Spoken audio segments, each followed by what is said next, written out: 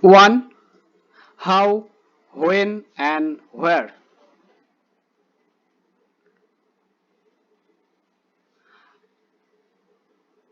How important are dates? There was a time when historians were fascinated with dates. There were heated debates about the dates on which rulers were crowned or battles were fought. In the common sense notion, history was synonymous with dates. You may have heard people say, I find history boring because it is all about memorizing dates. Is such a conception true? History is certainly about changes that occur over time. It is about finding out how things were in the past and how things have changed. As soon as we compare the past with the present, we refer to time. We talk of before and after.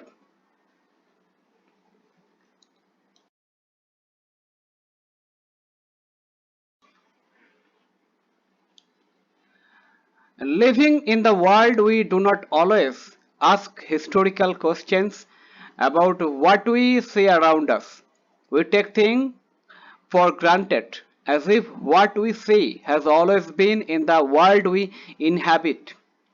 But most of us have our moments of wonder when we are curious and we ask questions that actually are historical. Watching someone sip a cup of tea at a roadside tea stall, you may wonder, when did people begin to drink tea or coffee? Looking out of the window of a train, you may ask yourself, when were railways built and how did people travel long distances before the age of railways? Reading the newspaper in the morning, you may be curious to know how people got to hear about things before newspapers began to be printed.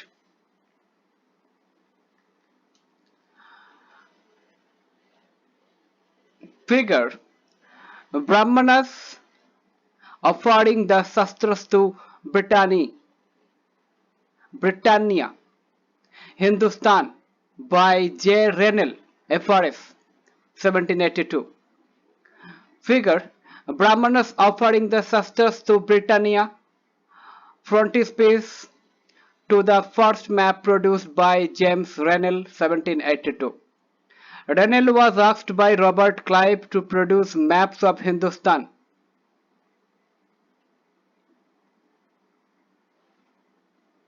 An enthusiastic supporter of British conquest of India, Rennell saw preparation of maps as essential to the process of domination. The picture here tries to suggest that Indians willingly gave over their ancient text to Britannia, the symbol of British power, as if asking her to become the protector of Indian culture. Activity: look carefully at figure 1 and write a paragraph explaining how this image projects an imperial perception. Comment this. All such historical questions refers us back to notion of time, but time does not have to be always precisely dated in terms of a particular year or a month. Sometimes it is actually incorrect to fix precise dates to processes that happen over a period of time. People in India did not begin drinking tea one fine day. They developed a taste for it over time. There can be no one clear date for a process such as this. Similarly, we cannot fix one single date on which British rule was established or the national movement started, or changes took place within the economy and society. All these things happened over a stretch of time. We can only refer to a span of time, an approximate period over which particular changes became visible. Famous all over the world, Lipton's teas, coffee and provisions.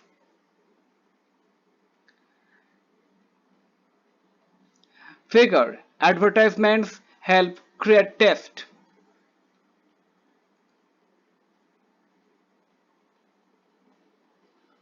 Old advertisements help us understand how markets for new products were created and new tastes were popularized.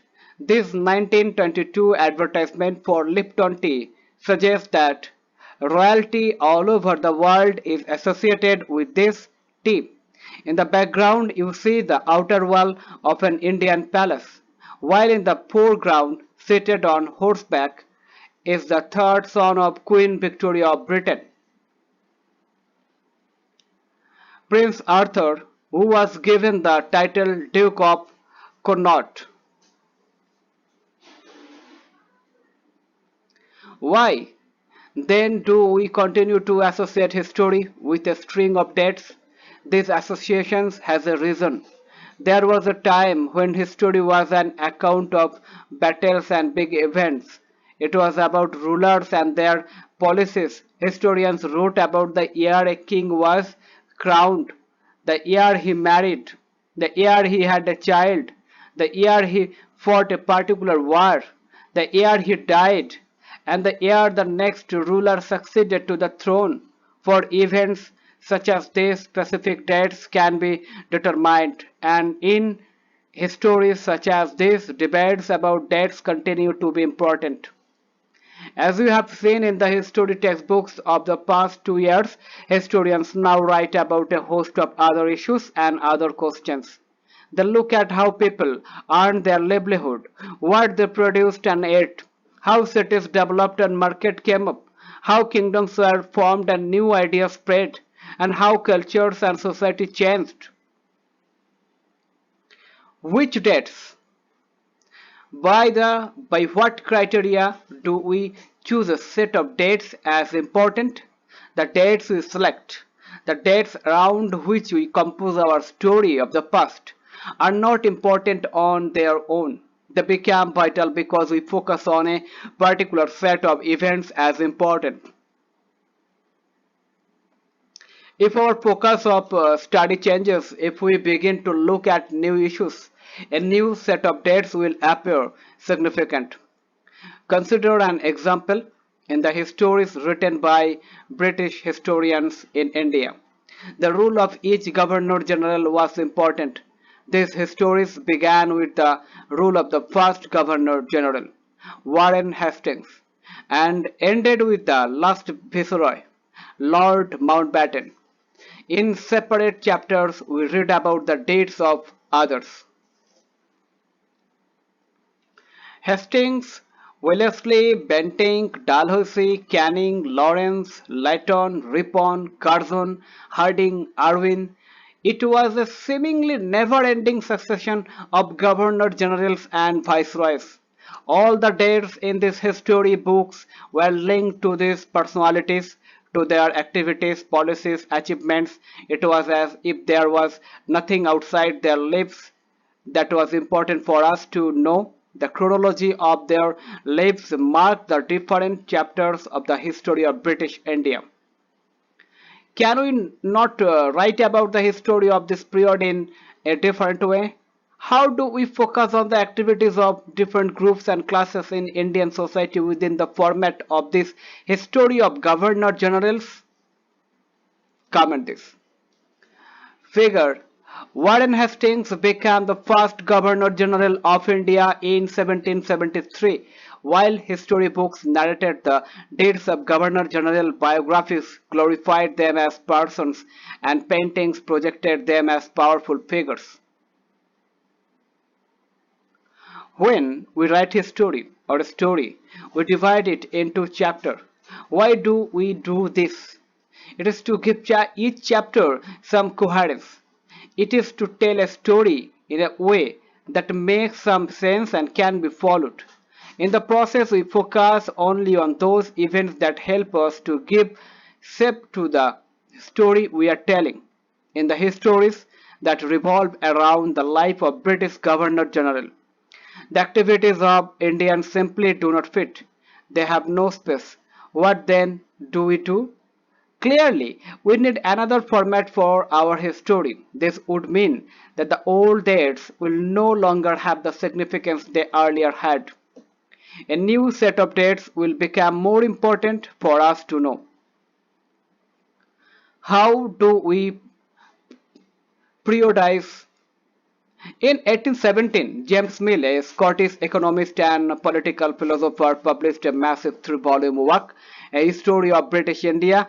In this, he divided Indian history into three periods: Hindu, Muslim, and British. This periodization came to be widely accepted. Can you think of any problem with this way of looking at Indian history? Why do we try and divide history into different periods? We do so in an attempt to capture the characteristics of the time, its central features as they appear to us. So the terms through which we prioritize that democrat the difference between periods become important. They reflect our ideas about the past. They show how we see the significance of the change from one period to the next. Activity: interview your mother or another member of your family to find out about their life. Now divide their life into different periods and list out the significant events in each period. Explain the basis of your periodization. Comment this. Mill thought that all Asian societies were at a lower level of civilization than Europe. According to this telling of history, before the British came to India, Hindu and Muslim despots ruled the country. Religious intolerance, caste taboos, and superstitious practice dominated. Social life, British rule, Mill felt, could civilize India. To do this, it was necessary to introduce European manners, arts, institutions, and laws in India. Mill, in fact, suggested that the British should conquer all the territories in India to ensure the enlightenment and happiness of the Indian people, for India was not capable of progress without British help. In this idea of history, British rule represented all the forces of progress and civilization. The period before British rule was one of darkness. Can such a conception be accepted today? In any case, can we refer to any period of history as Hindu or Muslim? Did not a variety of faiths exist simultaneously in these periods? Why should we characterize an age only through the religion of the rulers of the time? To do so is to suggest that the lives and practices of the others do not really matter. We should also remember that even rulers in ancient India did not all share the same faith. Moving away from British classification, historians have usually divided Indian history into ancient, medieval, and modern. This division too has its problem. It is a periodization that is borrowed from the West, where the modern period was associated with the growth of all the forces of modernity: science, reason, democracy, liberty, and equality. Medieval was a term used to describe a society where these features of modern society did not exist. Can we uncritically accept this characterization? Characterizations of the modern period to describe the period of our study? As you will see in this book, under British rule, people did not have equality, freedom, or liberty, nor was the period one of economic growth and progress. Many historians therefore refer to this period as colonial. What is colonial? In this book, you will read about the way the British came to conquer the country and establish their rule, subjugating local Nawab and Rajas. You will see how they established control over the economy and society, collected revenue to meet all their expenses, bought the goods they wanted at low prices, produced crops they needed for export, and you will understand the changes that came about as a consequence. You will also come to know about the changes British rule brought about in values and tastes, customs and practices. When the subjugation of one country by another leads to these kinds of political, economic, social, and cultural changes, we refer to the process as colonization. You will, however, find that all classes and groups did not experience these changes in the same way. That is why the book is called Our Past in the plural. How do we know? What sources do historians use in writing about the last 250 years of Indian history? Source 1. Reports to the Home Department. In 1946, the colonial government in India was trying to put down a mutiny that broke out on the ships of the Royal Indian Navy. Here is a simple sample of the kind of reports the Home Department got from the different dockyards. Bombay. Arrangements have been made for the army to take over ships and establishment. Royal Navy ships are remaining outside the harbour. Karachi. 301 mutineers are under arrest and a few more strongly suspected are to be arrested. All establishments are under military guard. Visakhapatnam, the position is completely under control and no violence has occurred. Military guards have been placed on ship and establishment. No further trouble is expected except that a few men may refuse to work. Director of Intelligence Headquarters, India Command Situation. Report number 7, file number 52146, Home Political Government of India.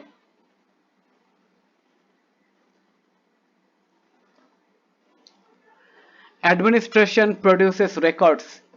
One important source is the official records of the British administration.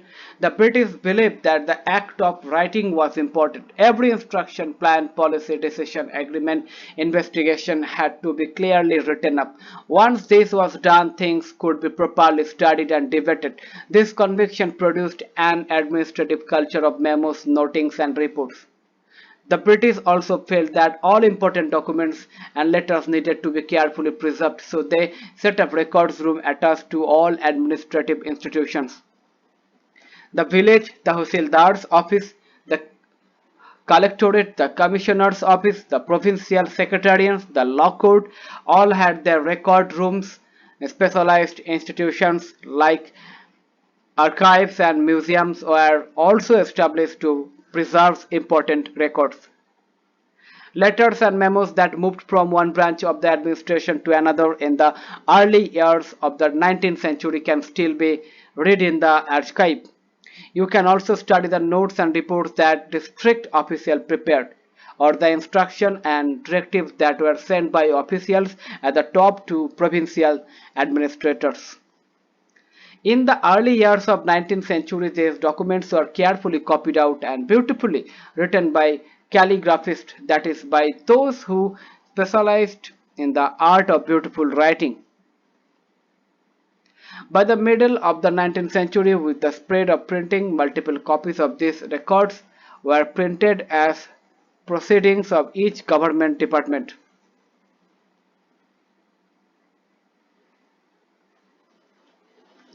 Figure. The National Archives of India came up in the 1920s. When New Delhi was built, the National Museum and the National Archives were both located close to the Viceregal Palace. This location reflects the importance these institutions had in British imagination.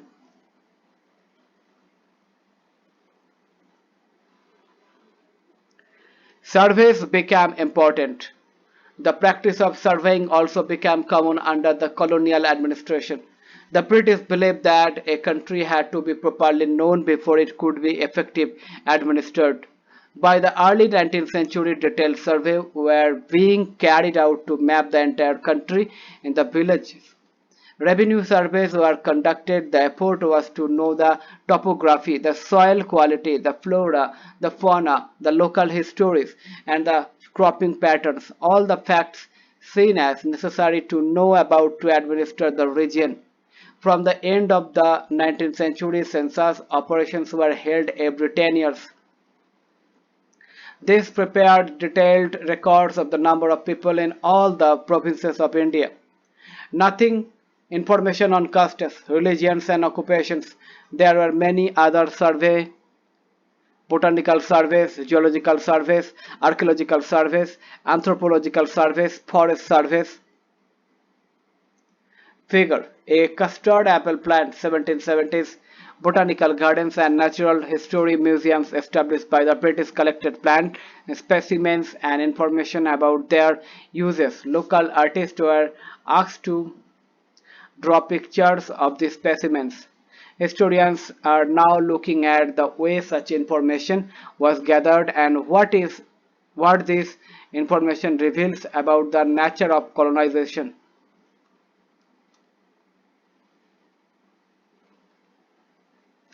What official records do not tell. From this vast corpus of records, we can get to know a lot, but we must remember that these are official records. They tell us what the officials thought. What figure? Mapping and survey operation in progress in Bengal. A drawing by James Prinsep, 1832. Note how all the instruments that are used in surveys are placed in the foreground to emphasize the scientific nature of the project. Figure: the rebels of 1857. Images need to be carefully studied for they project the viewpoint of those who create themselves.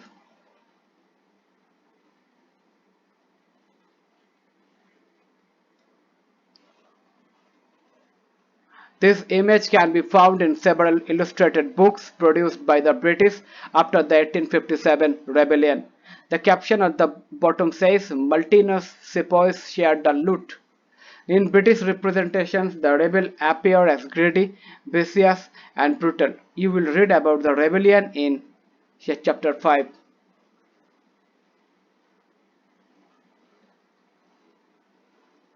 They were interested in and what they wished to preserve for prosperity. These records do not always help us understand what other people in the country felt and what lay behind their actions.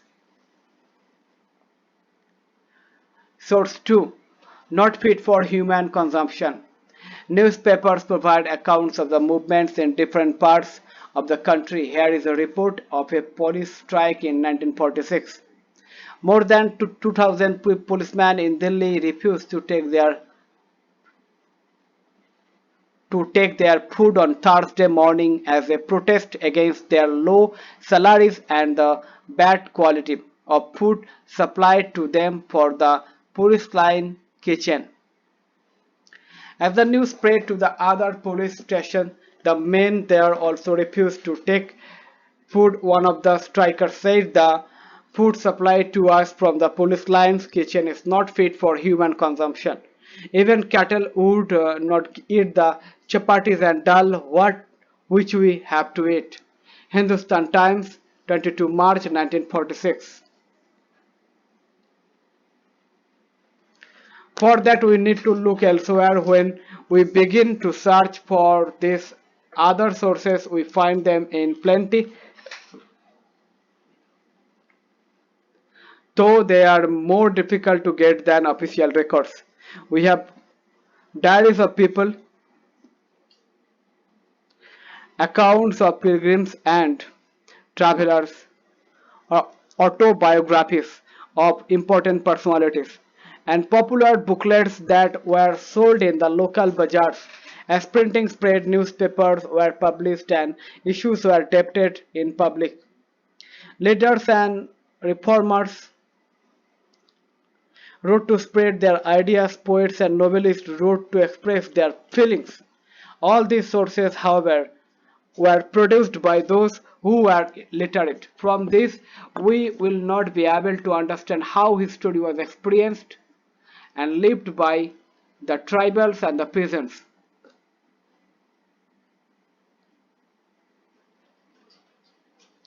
The workers in the mines or the poor or on the streets.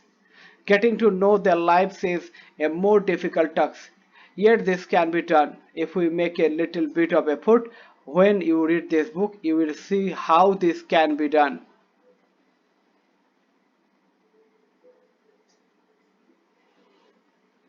Activity: look at sources 1 and 2. Do you find any differences in the nature of reporting?